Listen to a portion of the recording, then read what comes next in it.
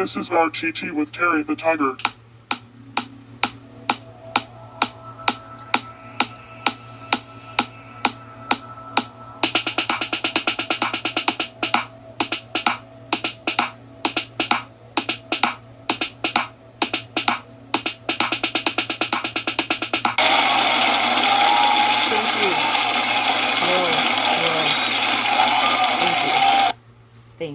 Thank you all for coming in again.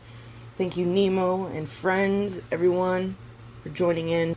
Go ahead and, as always, check out on Instagram, Cactus Chick Creations, to get your own custom t-shirts or get your own design. It's $15 to $18 depending on what you want. She does do kids and infants at $10, sweatshirts at $25, and she does also do home decorations and just different types of things for your home and desks and office and everything like that. So go ahead and check that stuff out at Cactus Chick Creations on Instagram and also on Etsy shop. So, Nemo, when you were stuck in that fish tank, you had to have the patience and the hope that your father would come and get you. Now, patience, sure, that was very hard, because that is hard for most people. Patience is a virtue. That is probably the most common reference in the entire world.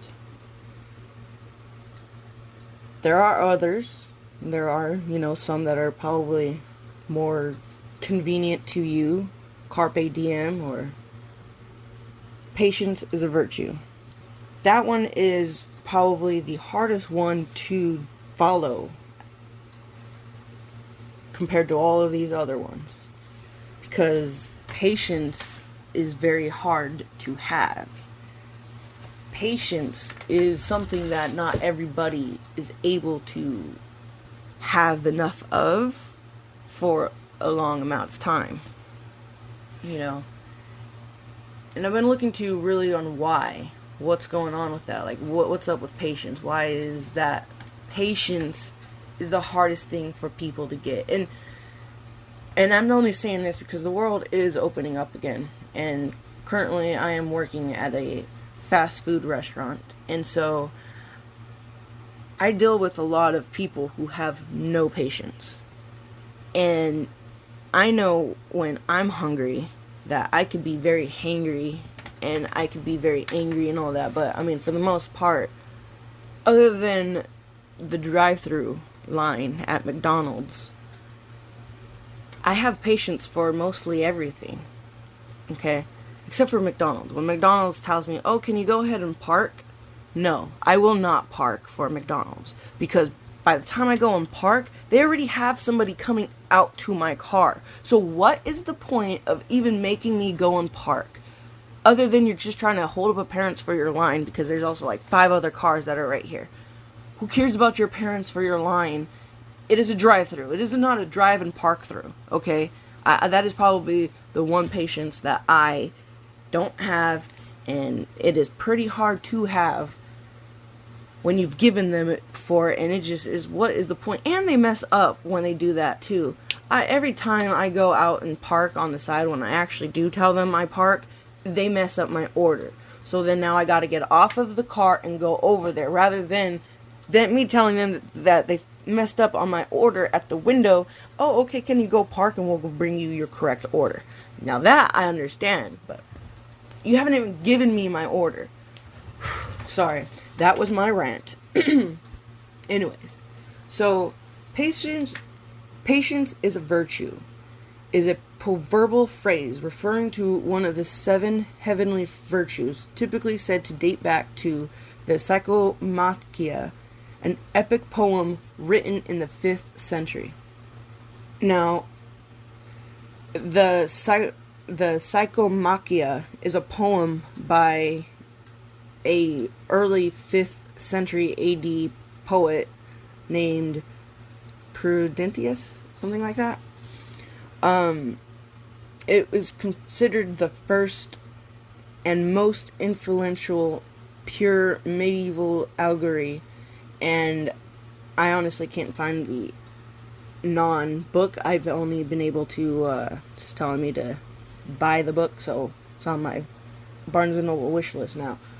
But, because I would like to read it, because apparently it has more poems in it and stuff like that. So, that has always been an issue with humans. Just humans, patience, because we've always been at war. If it wasn't, in most recent times, there's the Greeks and the Romans and the Persians, and there was the Egyptians and, the Jews pretty much controlled them, and the only ones who really have ever needed to have it are those that were in the suffering portion of that conflict, And so, recently, in 2018, a study was performed by a man named Katsuhiko Miyazaki. Sorry about the pronunciation of that, but he is a doctor, a doctor from Japanese Institute of Technology, and in 2018 he did a study to find out what is the cause of impatience in us. And he pretty much found out that serotonin plays a big role in patience. So right here he has a hypothesis that serotonin plays a role in resolving trade-offs not only between immediate and delayed rewards, but also between sensory evidence and subjective confidence. Now, what that last part means is sensory evidence is things from your perspective, from what you're able to see, and then subjective confidence is ultimately you being confident enough to either be impatient enough or speak out on what you feel you've been waiting on.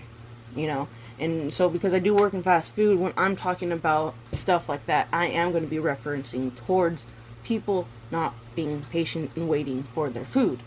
Now, I work at a pizza place, so that is why I don't deal with a drive-thru like a McDonald's or a Burger King, Taco Bell, etc. Now, in his study, he pretty much seen that there was when prompted into action, the nucleus produces a neurotransmitter serotonin, which acts as a messenger to other areas of the brain. Two areas often in communication with the dorsal raphe nucleus sit just behind our eyes. The medial prefrontal cortex and the orbital frontal cortex. Together, this communication channel appears responsible for the virtue of patience. So between those two, that is what gives us patience and non-patience.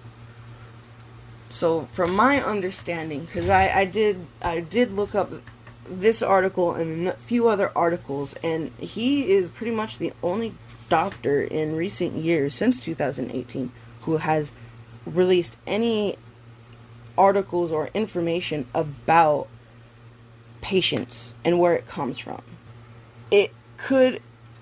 Overall, he believes that it could be achieved by influencing our judgments of likelihood or probability of a reward. And ultimately, that's where patience is coming from. Is you have no patience for whatever it is that you're waiting for. Or you have no patience to get to where you have to go. Because in the end, that is your reward.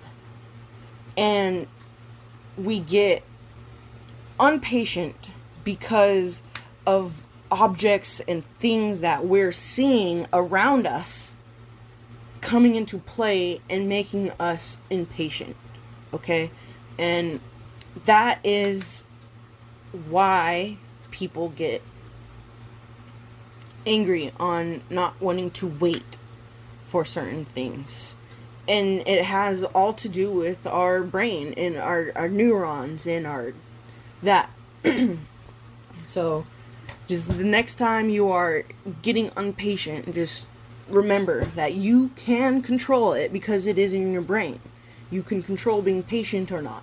You can control whether or not you're going to get out of your car and have road rage because you're being impatient about somebody cutting you off or somebody being so slow, which I am guilty of being impatient of someone being slow in front of me and not driving the full speed limit, because I like to drive the speed limit. If it says 30, I drive 30. If it says 40, I drive 40. If it says 25, I drive 25.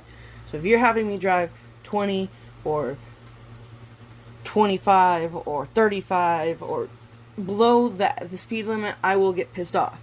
And if you're behind me and I'm driving the speed limit and you want me to go past, well, I'm sorry that I am the object in your surroundings that is making you impatient, because I will drive the speed limit. I just don't feel I need to get a ticket to hurry up and get home to do nothing. So, and even then, I'm also an adult, so I do like to think like an adult, and if I'm going to go somewhere, I like to leave early, so that way if I want to mess around, then I can mess around and not have to be there on, I don't have to be, oh my god, I'm going to be late. And if I know I'm going to be late, then I really don't care. I'm going to be late. It is what it is. I have no control over that. If I'm leaving my house at 5:55 and it's supposed to be there at 6 o'clock, well, guess what? I'm going to be late. It is what it is. Rather be there on time and make it there alive than trying to speed up, get there within 5 minutes and crash and die. Or worse, just be injured and paralyzed and having to live with consequences. At least if you die, you die. So, another reason for this patience thing today is because Twitter and just everything is so negative. Online PlayStation, online on the PC, Twitter, Facebook, Instagram. A lot of places are negative. You see negativity all the time. And negativity and patience sometimes are like, quote unquote, it's like on top of each other, because when I look at it, especially when it's coming from Twitter, when I'm looking at something, if I can have the patience to see what I'm seeing and think about it, then I don't have to negatively comment about it. I could just make the comment to myself and just be like, it is what it is. That was dumb. My opinion. I don't need to put it out there. But for some reason, everybody feels that they have to put this out there, put their negativity out there. And honestly, this is one of the reasons why I'm doing this segment today, is because the negativity, man, it's just so real and it's so out there. It's just hard to even just, like, I get that we're in a world pandemic, and I get it that it's bad for a lot of people, but you don't need to make it bad for everybody. Like, it's just crazy. So I'm on Twitter a week ago, and I see a post, and the guy says, "Dads, wait for it." So I'm like, I'm not a dad, but I'm gonna wait for it. I see a baby, see a dad. That's cute. So the video goes, the baby's crying. The dad puts her down. She gets back up. He then gets inside of the crib and lays down. And the baby's still crying. And then she turns to her dad and puts her body on him, starts crying on him, and then you slowly hear the cry just fade away. And she's no longer crying. Dad's gotta do what a dad's gotta do, My opinion, that was cute. That was, like I said, dad doing what the dad gotta do. He was being a parent. I look, and that's my problem too. I clicked, and when I clicked, I saw negative comment after negative comment after negative comment. You're setting that child up for failure. That's bad parenting. Oh, that kid's always going to be sleeping with you until they're out of high school. that kid's gonna be a little crybaby, and that's bad parenting. Just like, what the heck? Why do you even need to comment on that? Then I started seeing some other comments that were like, the dad had to do what the dad had to do. That's called parenting. Or at least he's trying to be a father. Like, why does that matter? Then you seen some people who are just like, oh, cribs are all bad. Like, everything, like, literally everything in the video, they said everything was bad. The crib was bad. The fact that the baby was crying was bad. The fact that the dad that got in there was crying was bad. He was a bad parent for the whole situation. And the fact that he shot it and showed it to the world, that was bad parenting. Whoa. Then people, I had to click on that one. And then people were like looking at her stuff. And apparently the lady doesn't even have kids. So it's just like, it's your own opinion. But why do you got to be negative about it? Okay? And so that was something else I had to, what's up with that? And looking into that, people have been, since like 2008, and then I seen another one from 2012, another article in 17, and now this one that I had pulled up was 2020. And it said, pretty much, the reason for negative events is because it has a greater impact on your brain than positive ones. And so when you see or hear something, you are quick to associate that with something else that is either happened to you or someone you know of or something you've seen or something. And so that is why you have a negative attitude or a negative comment to say rather than a positive one. And with everything that's going on lately, I get it's been bad, but there's been good too. So it's just the fact that everybody has to be so negative about anything is just crazy. It really is. There was this one, right here. So this teacher taught her students how to do Thriller. And in the video, it shows the teacher walking down the hallway. There are other students in her class is doing the Thriller dance. And they do the whole dance all the way down the hallway. And it's pretty cool.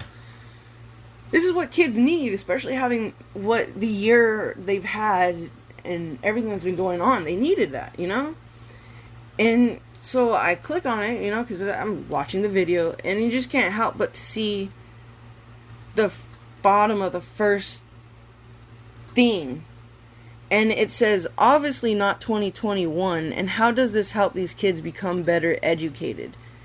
They learn dances on TikTok all day. Like, okay, who cares? If it was from pre-2021, whatever. Why does it matter? That's cool. Then I literally seen one, I don't see it now, but yesterday I had seen one that said, this is ridiculous. Is she a PE or a dance teacher? If not, she should be fired. She should be fired for being involved with her students? And a lady replied back to that saying that you have to reach kids to teach kids. And she's reached them, so she should get a raise. And that's true. You need to have a teacher who's going to care about the students and show that and act like they care. Because if not, you're going to get kids who are like not respect that teacher at all and is not going to want to hear anything they have to say. I had a teacher who literally said, the only reason I'm a teacher is because I don't want to become a fat, lazy housewife. You really think I gave any rat's ass about that teacher after that? No.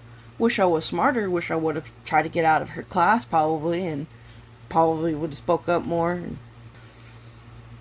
That was crazy. And back to the one with the dad being a dad. So again, they say negativity comes from biasness, from your own experiences, and you dwelling on stuff that have happened to you. And I'm sorry, that dad was being a dad. What I think of when I see people talking bad about dads like that are people who either didn't have a parent or a father who was around them, who loved them enough, who hugged them enough, who told them enough about their life and how to act. And at the end of the day, when you don't have any of those from a father, sorry, but you get hoes and prostitutes and Girls who got daddy issues, bad.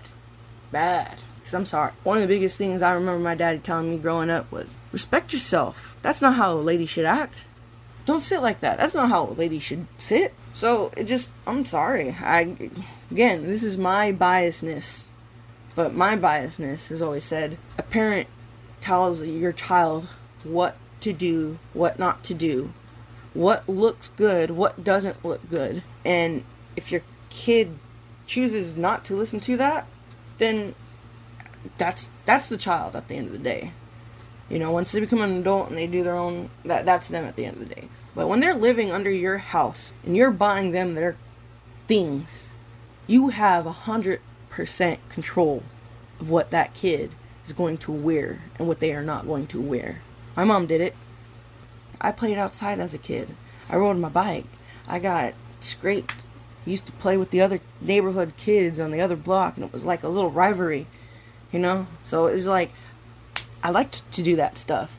So from me, when I see stuff where it's just like, why are you being so negative about that person being a parent or them wanting to go outside? Because that was something else I have seen too. Oh, this video of this parent, they were in a little gate though, and the kid was outside by themselves. They were maybe like 4 and 6 years old. The parent was watching them from their inside the house, and that's how they were recording them. And you could just see them. They were playing like on this like phone little thing, and like the kid just like answers the phone and hands it to the little kid, and then the little kid says something, and then like they're just playing outside using their imagination. Or the other kid goes, grabs like a plate and has some other stuff, and is like, I guess they're at a restaurant or something like that. And then people in that comment are just like, why aren't you out there with your kids? Your kids shouldn't be outside. Why do you have them by themselves? Those are too young to be outside. What the heck? They are literally recording their child playing outside. Yes, I understand that anybody could jump over the fence, even though it was a pointy fence with those bars. Open up the fence, grab the kid, and walk away. But realistically, that could happen anytime. Realistically, you're making that kid a homebody. They're not going to want to ever go outside. They're not going to want to do things. They're only going to not have an imagination. Like, literally, no imagination from a lot of these kids nowadays. And it's sad. But the fact that they were letting their kids outside was bad. And everybody gave a lot of people were giving a negative thing about that. And no, I didn't see anything wrong with that. But again, like I said, I played outside as a kid all the time. This world is crazy. That's all I've got to say. Now, I'm going to go ahead and get to my favorite part. I haven't done this in a while, and it's because I was really excited about those last few topics, and so I kind of forgot to pull up the UFC fight card for those ones, but not today. Because this weekend, even though it's a low-key card and not a lot of people are talking about it, there's going to be some good fights on this card. When you start off with the prelims, you have Mona Farah and Myron Moraz. They're supposed to fight in the opening card of Rosenstruck and Saki. Sorry. I'm not Bruce Buffer. But my picks definitely are going to go for the, I've got on the prelims, Mason Jones, Muslim Salahov, Tanner Boyzer, Nate Landwehr, Tom Breeze, and I'll probably go Rosenstruck on my draft pick, if they allow me. And then you got Walt Harris as the co-main event against Marcin Tybura. That's going to be a good fight. I'd say Tybura is going to win, but don't know how Walt Harris is going to come out. So I'd say Tybura, though, at the end of the day. That'll be a good one. Then you've got Roman Dolidze and Laureano Starpali. Again, if you're a UFC fan, sorry I'm messing up these names. I'm no Bruce.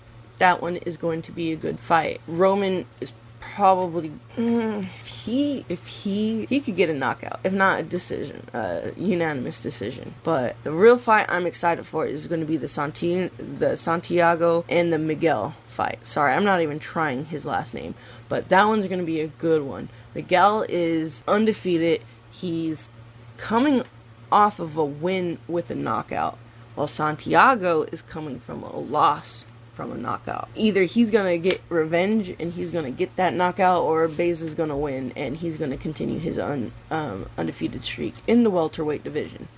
If that happens, they're gonna make a big name for him pretty quick. I guarantee you. Also, something else I've was talking to my brother about and came to the conclusion, especially after this Michael Chandler fight, because Tony gave the infamous Dana White privilege. So, was talking to my brother. The last few people that have had the Dana White privilege, and people that he's been really, really hyping up, have all lost. And it sucks, because I was going for Michael Chandler, but I'm not sad that Charles, because I was going for Charles before Chandler got into the UFC, but then I liked Chandler more, so, I was wanting him to win it, but not sad or upset that Charles won. He really deserves it. And he's a really great fighter, too. And I seen him being a champion before Chandler got in the picture. And if anything, I seen him giving Khabib a good run for his money, only because he did have pretty decent takedown defense. And if he does go to the ground, he is pretty good. But Khabib's just another beast with the wrapping of his feet and the way he does that to people. So that would have been a good fight, Charles and Khabib. But there was Chandler, and then you had, McGregor not too long ago. Fuck, I had some other people in my head that I can't think of now. But Johnny Walker was at a point. Reyes was at a point. All of these guys just having that Dana White privilege, and in my opinion, a few of the guys getting that shot way too early. And I do believe Chandler, as much of a fan I am of Chandler, and I'm glad that he was there, I wish he would have won the belt, but I do believe that he got that too early, and he should have waited at least a couple more fights in the UFC before he jumped up to the title. But hopefully he gets another chance and actually does win. But yeah, those guys have all had that quote-unquote Dana White privilege, and they have all lost. So Adesanya, he was another one when he moved up to fight Jan. In a way, I'm not saying it in the exact same way, obviously, but he was being super hyped. Really didn't hear much about Jan, and it was like all the promos were about Izzy, and obviously he's more sellable too, so I get that. But he was all in the limelight, and then he lost. So it's kind of like, ooh, this is gonna be a good one. This is gonna be a good one. That Izzy. Sorry, I'm looking at the promo picture for the Izzy, Vittori, the Figueiredo, and Brandon Moreno, and the Diaz and Edward. Now, don't get me wrong. I know Nate has issues. Trust me, I know it. I know he's never going to have a title run, ever. And he's probably a few fights from his retirement. But I can't say no to my West Coast bro. Or from the West Coast, too, so yeah. You got to stick from that. Vittori, I'm giving it to him. I hope he wins. I want him to win. And Brendan, he should have won. Actually, rewatching that fight, I do see where I'm glad they came up with the draw decision, but I do see where he could have lost that. What was it? Fifth round? It was like super close, man. It really was. So that's going to be a good fight, but I want Moreno to win. I've been watching that fool since he was on the tough season, and I wanted him to win the tough house. That was a good fight. But when he lost to Pantoja, it was just like, dang. But that was a good one. He put up a fight. That's all I got to say. He's come a long way. But anyways, guys, this has been the episode today of Random Talk Time. Got a little excited with this UFC, and I hope you guys tune in and watch it this weekend. Thank you for listening. Like and subscribe. Thank you, Nemo and friends, for joining in. Have a good night.